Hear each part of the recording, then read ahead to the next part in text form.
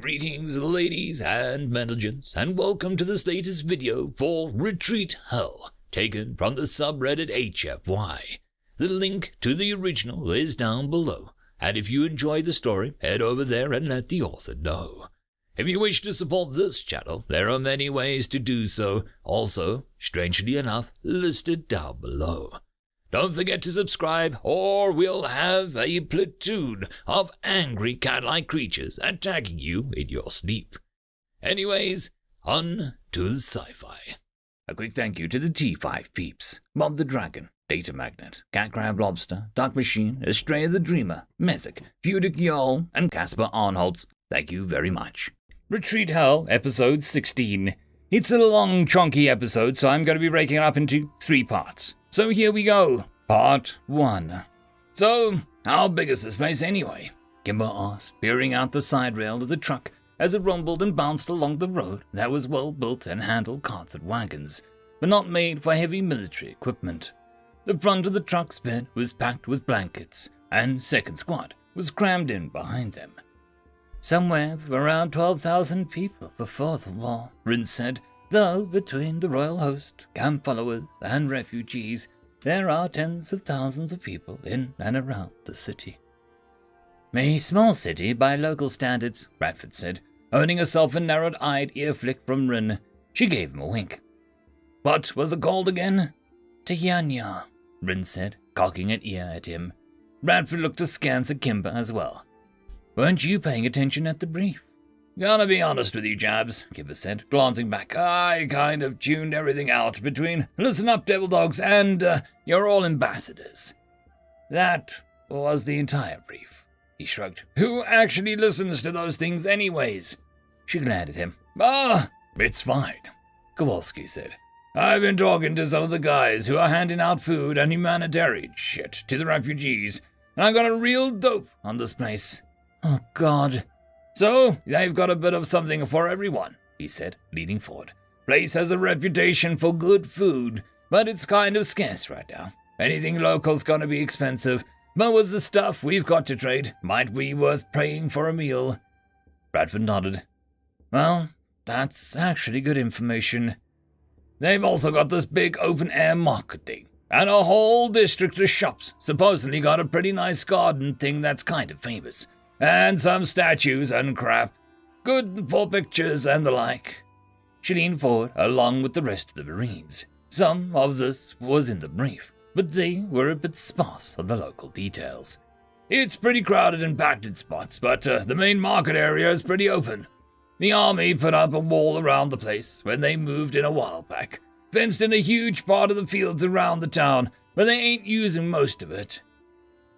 It was supposed to be able to hold most of the royal host, serve as a strong point against the siege if the elves pushed across the river, Rin said. Right, Kowalski said, given the order. But with their main force out by Williams, he jerked a thumb back up the road. They've given over a bunch of room to set up refugee camps. Gives them a spot to pitch a tent that ain't on the city streets, or traipsing all over somebody's field or some such crap. He tapped a stack of blankets that he was sitting on. That's where most of you guys are at, distributing supplies and crap. Also, still got a bunch of other army here too. They're rallying a lot of the troops that scattered when the elves routed them here, before sending them back up to Williams. He flipped a hand over a dismissive wave. Plus the detachment to the garrison to the town, help keep order, all that crap. The Marines all nodded as Kowalski took out a small vaporizer and took a drag. He exhaled a light, fruity-smelling cloud off to the side. When did you get that back? I thought that Staff Sergeant Rickles confiscated it. Refugee camps and army barracks ain't got much to see, Kowalski continued, his voice a little foggy as he breathed out another hit of vape. But the market and drops are still booming. And most importantly, he paused for effect, they've got brothels, and they're totally legal. And there it is, Bradford sighed, leaning back in his seat. Davies frowned at him. But they're not human. Hey man, the parts seem to match up close enough, and any hole's a goal, Kowalski grinned. Besides, at some point us and them's gonna fuck, and I want to be able to say that I was one of the first to do it. Kenya is a major trade city and culture center, Rin sighed. Their bazaar and shops are famous across the kingdom. It is not a Kalakai, but the market festival attracts tens of thousands of people each year. And the Kalkalai Gardens are one of the jewels of the kingdom. There is more to the city than its brothels. Like I said, something for everyone, Kowalski grinned. Ren flipped an ear back, holding Kowalski's gaze for a moment, then shook his head and sighed. I will show you, Denya. I've been here a few times, even before the war. It is not the heart of Ganlan culture, but it has so much to see. The truck bounced over a pothole, hard enough that Bradford wondered if they hit something. Hey, want your shoes, jerk? I just polished mine. Watch them yourself, feckface. I just polished mine. Why the feck do we gotta wear a Class A's anyway? Davies asked, tugging his overly snug uniform. Why can't we just wear civvies? Because there is no hiding the fact that we're military here, and not much point to it, Bradford said. Yep, Kowalski said, taking another hit of his vape. Kimber tapped his shoulder and held out a hand as he passed it over. Ross is using us as an opportunity to show the flag and all that bullshit. They're sending Marines on liberty to make a good impression, Sampson asked. Are they fucking high? Meh, think of it like back in World War II, Bradford said with a shrug. When grunts cycled back from the front lines, got to go into town and schmooze it up with the locals. They went everywhere in uniform. The truck bounced again, hard, and everyone had to grab something to keep from being thrown to the floor. Yeah, but this ain't the 1940s, Edison said. Nah, but it's also not Durka-land, Kowalski said, taking his vape back. Ain't no insurgent terrorists here, just a bunch of refugees, he grinned. And plenty of lone free ladies, with all the men off to war. He tapped Rin on the chest. Girls always love a guy in uniform, eh? Rin took a deep breath. His ears swept back and refused to acknowledge the comment. I just want to get something nice with Jenna and Katie, Miller said. I want to try the cuisine, Edison said. I try everything once. I'm always down for the food, Davy said. I'm just down for the feck, Gomez said with a proud nod. No, Davy said. He glanced at Rin. No offense, dude, but I ain't no fecking furry. I ain't either, Sikorsky said. But I missed out on clapping alien cheeks at the run on Area 51. I ain't gonna miss it out here. What is a furry? Rin asked, trying to remember where he'd heard the term before. That's a long story, Bradford said. I'll show you when we get back, bro. Pictures worth 1,000 words. Stevens gave him a smile. Bradford sighed. That's not going to end well, but he's going to have to find out eventually. The truck bounced again, forcing everyone into silence as they all scrambled to stay upright. Jesus! Who the feck is driving this thing? DeWass asked. He's even worse than Kowalski. Man, fuck you. The truck bounced again. Hey, has anyone heard any more on what happened to Tetya?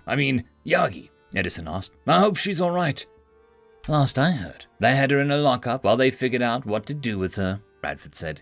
As much for her protection as anything else. She noted when most of the Marines fronted her. What'll happen when she gets sent back? Dubois asked, looking at Rin. His ears sagged. She'll face trial, but it'll be purely perfunctory. When it's done, she'll probably be executed. What? Jesus Christ! Crap, man! We can't let that happen. I don't think we will, Bradford said, waving down the Marines. I asked LT about her before we left for the USO show, strategically timed when Captain Spader was walking by.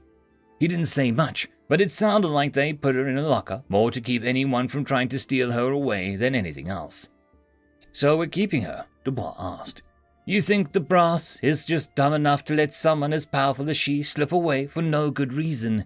Bradford tilted her head, giving him a look at the corner of her eye. Have you met some of the brass? Bradford rolled her eyes. Your lack of faith in the chain of command notwithstanding, they're not that dumb. Ours are, Rin said. Shush you, she said, glaring at him. The truck bounced again, and Bradford felt herself hanging into the air for a moment before they all landed painfully back in their seats. Fucking hell, man. Jesus! You don't have to hit every goddamn pothole, jerk. Brakes squealed, and the truck slowed to a stop. Bradford stuck her cap back on and poked her head out and back. They're finally here, she spat out. We're in the line to get into the gate. Thank fucking God. I thought we were going to die on that trip. I've had smooth rides going over an IED. A few minutes later, and their small caravan was waved through the gate. It was a tight fit to get the truck through the gate, but not as tight as Bradford feared. Shortly after passing under the arch, the trucks made a sharp right turn and proceeded into a large village of tents. They hadn't gone very far before the brakes squealed again, and the trucks came to a stop. "All right, boys, looks like we're here," Bradford said, standing and stretching. "Everyone out and start passing out the supplies." "Oh, what? We're on liberty." "They gave us a ride, plus it'll be good to be seen passing out supplies." Bradford hopped down and clapped her hands, holding them out for something to be passed. "Now daisy chain it up." Mom, quiet being lazy bitches and get in line, Marine." Fine." Several minutes and a lot of grumbling later, and the trucks were empty. Kowalski even took charge in sorting the supplies into 3 stacks. "Blanket, camping stuff, and medical stuff," he said, pointing at each when Bradford raised an eyebrow. "Thanks for the help, Sergeant," Jackson said. "Much appreciated." "This all for the refugees?" she asked. "Mostly," he said, nodding at the stack of medical stuff. "The Royal Host has a field hospital set up over there in their camp. They'll be sending a cart over to pick up the stuff, though the blankets and other stuff was mostly for the refugees. We drive it over to them directly, but the tent streets aren't the widest or straightest over there. And we've got to get back to base and load up the fekwak with the food." He turned and pointed at a well-guarded pavilion. "See that tent with all the troops around it over there? That's where we'll be in a few hours, distributing food for the rest of the day. Might be a couple other trucks scattered about to make things easier. But you'll definitely find us there for your ride back." "Have fun with that," Bradford said, giving him a slap on the back, and the rest of his squad gave her an impatient wave. "And don't work too hard." "Never do. Only too obvious," she called over to her shoulder. "Feck you." "All right," she said, joining the squad and giving Ren a soft punch on the arm. "I've got 2 cents in my pocket. Let's get this tour rolling." "First thing is first, the market," he said, rubbing his arm before poking her in the back of the head with his tail. She swiped at him, but he danced out of reach. "Yes, souvenirs!" Samson cried. "The market festival doesn't light off for another 3 months, but 10 years markets are still famous across Scanlan. You can find most anything there." He flicked his ears back. "Or at least you could before the war.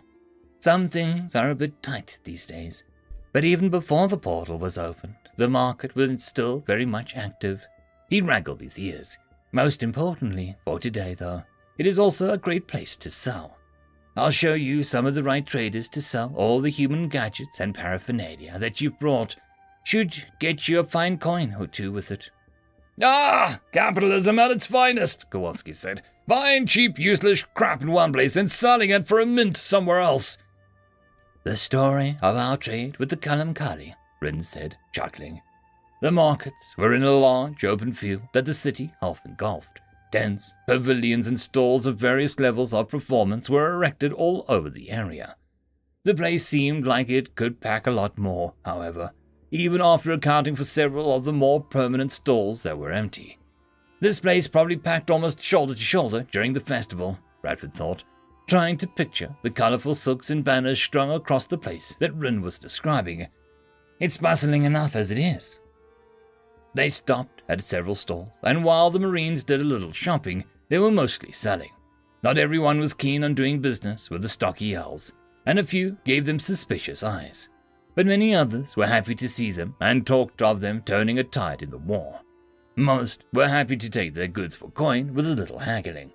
Kowalski quickly rediscovered the knack for it, and it didn't take long before all Rin had to do was provide introductions and the occasional translation.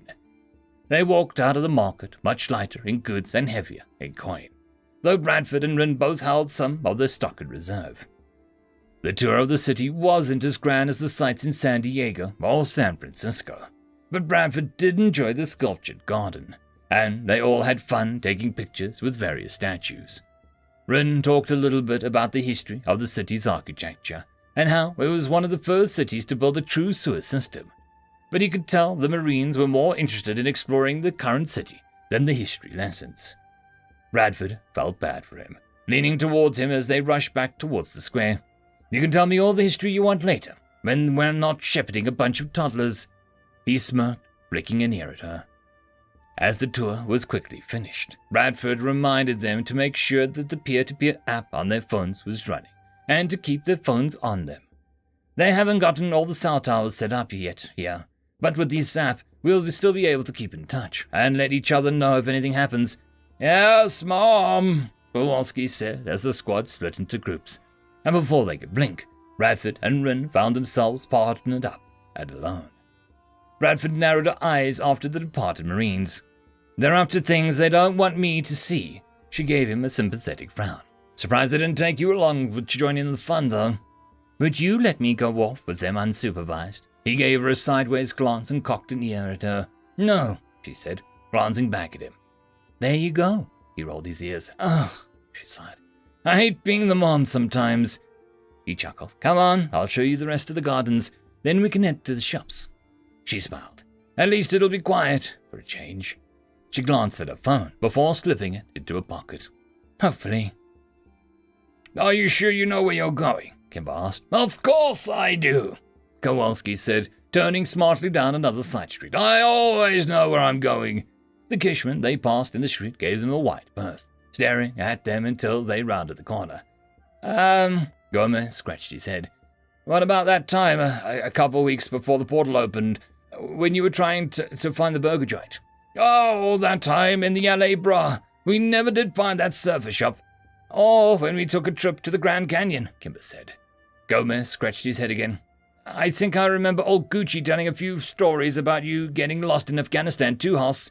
Ah, Kowalski said, waving them off. I always knew exactly where I was at. He stopped at another corner. The streets here were paved with cobblestones, but they were old. Many were cracked or chipped and long in need of replacing. And exactly where I was going, just sometimes more important things presented themselves. You mean you got distracted by the first shiny thing that we passed by? Kimber said. Hey! Kowalski spun around, pointing a finger at him. You gotta grab any opportunity that pops up. Life's too short to do anything else. He turned back around and led them out into the next street. Besides, we're almost there. The street they stepped onto was definitely well-trafficked, though it had almost seedy atmosphere to it. They ain't getting a feeling that anyone would try and murder us for our shoes there, but it definitely ain't where the higher-class types would be found. He glanced around. At least, not openly. They rounded the bend in the street, and he stopped. There it is, boys, he said, pointing at a large building ahead of them. It was well lit, both with lanterns and a few minor spells, what Kowalski took to be a magical equivalent of neon signs. What we all really came here for. Well, crap, you fecking found it, Kramer said. Bruh, I'd say I'd never doubted you for a minute, but that would be a lie, Kimber said. Psst. Kowalski waved a hand in Kimmer's lack of faith. Come on, boys, we got us some cheeks to clap. They marched forward with a deliberate purpose, but stepped through the door almost reverently. Kowalski doffed his cover as he stepped inside, and the others followed suit. This is definitely the place, he thought, as he looked around. The front door opened into a large hall, overlooked by a second-floor walkway on 3 sides. A large bar covered the most of the wall on the left, ending at a doorway to another room, and a part of the wall opposite them. Couches of various styles were scattered throughout the room, and scantily clad women lounged about, some watching the room, some chatted with each other, some sat in the laps of Kishmen who were clearly paying customers. To the right, the grand staircase wrapped around the wall, leading to the upper floors. The Marines' arrival drew the attention of most everyone in the room, though the few patrons and their attendees were too preoccupied with each other to notice. A light haze of smoke, incense, and perfume filled the room with a hazy aroma, and Kowalski breathed it in with a smile. And who are you? A buxom Kishman said, stepping out from behind the bar. She was dressed as provocatively as any of the other women here, but she had a few flecks of grain of fur, and she carried herself with a supreme confidence and an air of control that left no doubt in Kowalski's mind that she was the lady of the house. If you are trying to find the army camp, I'm afraid you're quite lost. Oh, we ain't lost, ma'am, Kowalski said, holding his cover in both hands and giving her a respectful nod. We're exactly where we aimed to be. She frowned, flicking her ears to the side with a small shake of her head. I'm afraid I don't understand your words. You won't find much help here." "The help we're looking for is what you provide," Kowalski said, gesturing at the floor to try and convey his meaning, but only elicited another confused look and a shake of the head from the matron of the establishment. He frowned, scratching the back of his head. "Well, feck." "Ha, you forgot this would be a problem," Gibber said, chuckling at him. "Shut the feck up, Kyle. So did you." "I'm afraid I'm going to have to ask you to leave," the matron said, gesturing at the door. "I have customers who prefer not to be disturbed." Kowalski frowned. "No, we don't want to go. We want to be here." He pointed at the floor again, trying to explain through gestures. "I'm gonna have to start humping the air to get my point across." "Please," she said, gesturing at the door. "I'd rather not make a scene." "I'm sorry, ma'am, but you ain't understanding us," Kowalski said, holding up his hands. "We don't want to go." He gestured at the door. "We want to stay." He swung his arm back around to point at the floor. The matron's ears swept back in a stern expression, but before she could open her mouth, a large, yipping laugh flowed down the stairs. "Oh, Tanya, they are not lost. They are here to see us." The Marines all turned to look at the new arrival, and found their intention ensnared. The young Keshman sauntered down the stairs, was an orange as a tiger, with stripes to match, though they ran with her body rather than perpendicular. She had a few spots for good measure, and the tufts of fur at the points of her ears were also black. She stepped down the stairs with a casual grace and poise that would have demanded attention on its own, and combined with her stunning figure and proportions, she had the Marines wrapped around her finger before she reached the bottom step.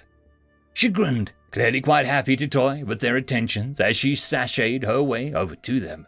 Her snout was on the smaller side for a Kishman and came to a finer point than any of them had seen before. Holding her tail up behind her, she flicked the tip back and forth in time with her steps. "They are like any soldier boys. They are in need of company." Her voice rang with an exotic accent to Kowalski's ear, and for as little thought as he'd actually given the Gander language, it was still clear to him that it was not her first. She brushed Gomez's nose with her tail and she walked by, giving them a coy smile as they all turned to follow her with their eyes as she stepped over to the matron. "So you shouldn't need any words to tell that, I think." She grinned at them. The matron, Tanya, looked at the new arrivals, then back at the Marines, eyeing them in a new light. She chuckled. I suppose you're right. Sighed she. I thought perhaps I should offer them a drink. They look quite, parched." "A drink would do quite nicely, ma'am," Kowalski said with a nod, taking his cover in both hands once more. Saishi giggled, her ears flicked from side to side. "Well, at least they can understand you, which should be plenty enough for to make arrangements. We have done so with us, for sure." She gave them a grin. "And so polite." "You can understand us?" Kimber asked. "Ah, yes," she laughed. "Though most here won't go enough to the battle to catch the spell. I was unfortunate enough to be." She flicked her ears back, giving them a sly look. "Or fortunate, perhaps." "Well then, come in," Kanye said, taking a step back and waving them out of the entrance, "and we can discuss arrangements." Do you do that?" Saishi said. "For me, I think I'm going to take the big one." She grinned, slinking up to Gomez. She ran her hands over his arms as she leaned into him, her nose twitching ever so slightly. So strong." She looked up at him through lidded eyes, her ears slicked back, her head canted to the side. "And what can you do for me, Gomez shivered. "Oh, I'll do whatever you want, miss." She smiled, reaching up to tap him on the nose. "I know you will." She slid her hands down his arms until her fingers had interlocked with ease. "Come," she said, holding him towards the stairs. "Come and show me what will you do for me." Gomez looked over his shoulder at the group, a dreamy expression on his face as he was led up to the stairs. "Oh, I wonder that one," Kowalski thought. "Oof, brah. So, what about us?" Gibber asked. "For the rest of you," Tanya leaned on the bar, inadvertently or perhaps advertently, exposing more of her cleavage. "I'm sure you can understand that each of our kills has a price." "Oh, we can pay, ma'am," Kowalski said, reaching into his backpack to pull out a pouch. He shook it, producing a clink of heavy pouch coins.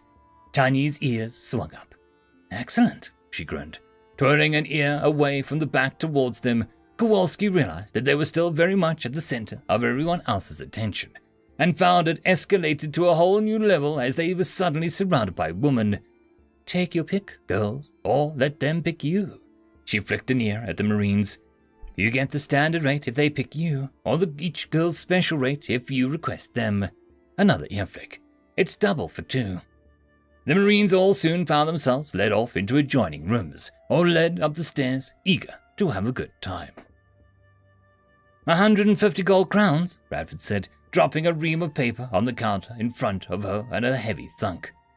The merchant across from her flicked his ears. "Have you been smoking Tiltra? I'll pay a full dram for a sheet of paper of this quality," he said, tapping her pocket notebook, sitting open on the table. "But this, it's 500 sheets of paper, that's 4 times the quality," she said, carefully opening the package to reveal the printer paper inside. She'd sprung a little extra for mid-grade paper, and was glad for it. Running her thumb along the edge, she flipped through the blank pages. His ears flicked back and his eyes narrowed, inspecting the paper. "Ha! Got him. 100 crowns. 140. For that price, I could hire a wagon to go through the portal and get some myself." The merchant waved at the door of his shop. 110, no more, he said, locking eyes with her. 120, she said, returning his gaze. "Or I take my business across the street." His eyes narrowed. "Deal." "Pleasure doing business with you," she said, holding out a hand. He grasped her arm in a cashman style, and they shook over the paper.